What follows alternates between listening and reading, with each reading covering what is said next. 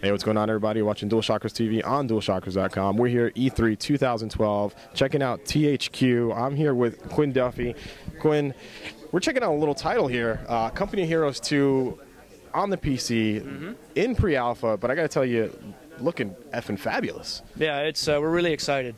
Brand new engine, brand new technology, a whole bunch of new rendering tricks that we're doing in the game. We've got SSAO and deferred renderer, so we're really excited about the way the game looks. It's really coming together. It's absolutely stunning.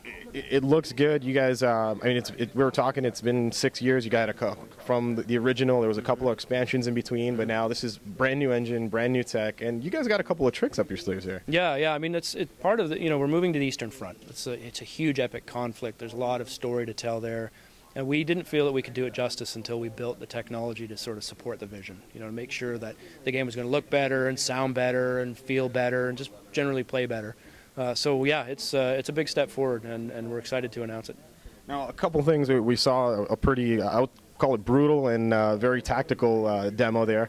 I'll start with the smaller of the two, but the flamethrowers were introduced.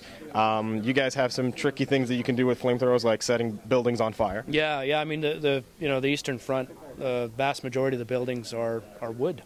And we needed systems to properly represent the burning of those buildings. And, we had fire and flames and stuff in the original, but this has really amped it up. I mean, these buildings burn beautifully. It's sort of like there's a macabre, brutal beauty about it. And that's a good way to put it. I mean, well, fire always beats wood, so. yeah, exactly. Yeah, no, it looks amazing.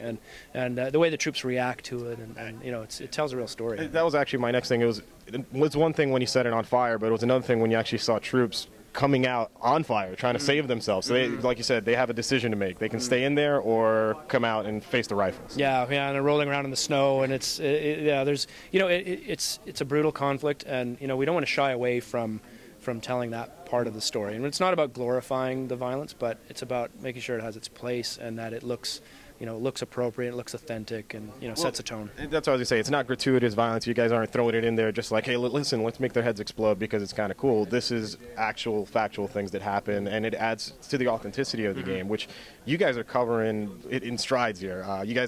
You were mentioning you actually recorded gunfire. Yeah, we did live weapon records of all the small arms in the game. Came down to California with our audio guys, and they set up like 20 mics around, to get the actions, the bolts, the working of the weapons, the muzzle, the sound, the distance attenuation. They had mics like 500 meters away, capturing the echoes, and so they just sound incredible. It really adds to the soundscape. And it makes a difference. I mean, when you hear the rounds, you just that level of immersion. And something else that you guys, I'm going to call it groundbreaking right now, is the line of vision. I need you to talk about. Yeah, we're calling it True Sight, and it's a new way for us to represent the sort of the fog of war and the line of sight of the units. It's very, very dynamic, and your units, their sight is blocked by objects in the world, and so when the player moves around the world, there are hidden spots. They can't see behind buildings. They can't see over tall fences, and it adds this real tension to the battlefield. Players, they're never sure what they're going to find as they round a corner.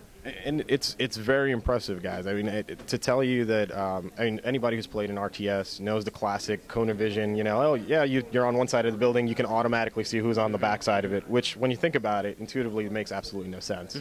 But here, and it was interesting because the guy that was running the demo was actually running in and out of the tree line, and you could see that cone vision just change. So.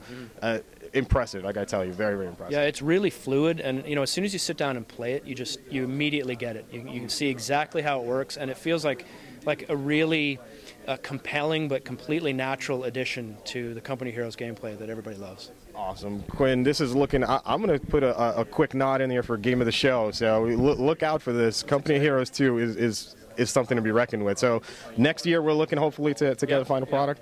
And again, pre-alpha. I can't say that again. Pre-alpha looks amazing. Still pretty early. Quinn, awesome. Thank you very much, guys. Company Heroes 2. You got to check this out. We're out.